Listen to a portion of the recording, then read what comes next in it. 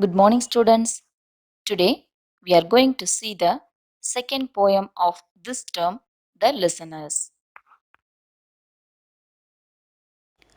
Before seeing the poem, let's see the poet introduction first. This poem was written by the poet Walter de la Mare. He was one of the England's greatest poet and a famous writer, especially for children.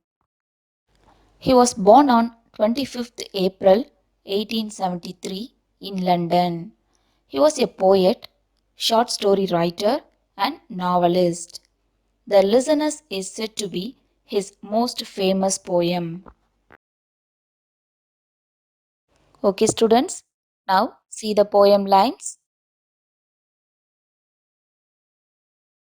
First, I will read two lines of this poem. Is there anybody there? Said the traveler, knocking on the moonlit door. Here, traveler means a person who is moving from one place to another place. Moonlit means lighted by the moon. Now, let's see the explanation. A lonely traveler arrived on his horse to the lonely house in the forest and knocking on the moonlit door, asking if anybody was there. Third line, and his horse in the silence champed the grasses. Here, champed means chew upon noisily. Let's see the explanation for this line. The horse had a long travel to reach the lonely house in the forest, and it was very tired and hungry. So the horse chewed the grass noisily in the silence due to hunger. Now I will read fourth and fifth line. Of the forest ferny floor, and a bird flew up out of the turret above the traveler's head. Here, ferny means consisting of flowerless plants.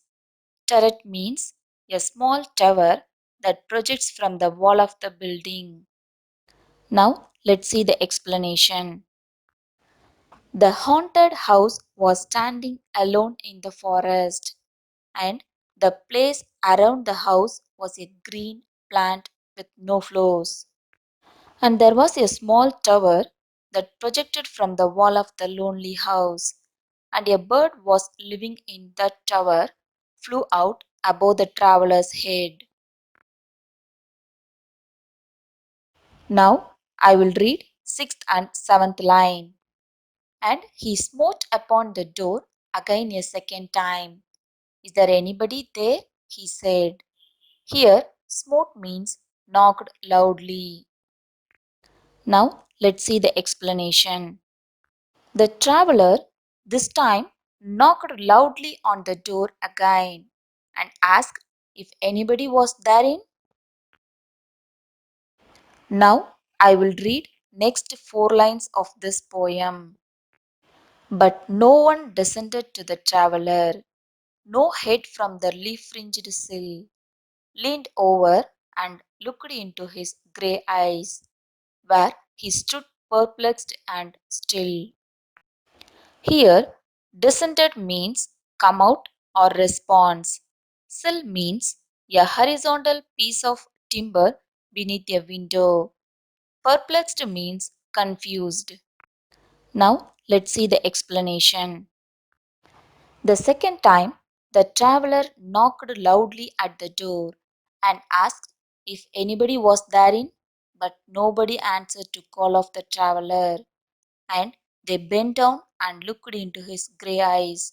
Here the word they refers to the ghost. So, when the ghost bent down and looked into his grey eyes, the traveler was standing confused and still when nobody answered him. Now I will read next two lines of this poem. But only a host of Panthom listeners that dwelt in the lone house then. Here, Panthom means ghost, dwelt means lived. Now, let's see the explanation. According to these lines of the poem, the Panthom listeners are the ghosts who lived in the lonely house of the forest, and the ghosts were the owner of the house when they were alive. Next, I will read the next four lines of this poem. Stood listening in the quiet of the moonlight to that voice from the world of men. Stood thronging the faint moonbeams on the dark stair that goes down to the empty hall.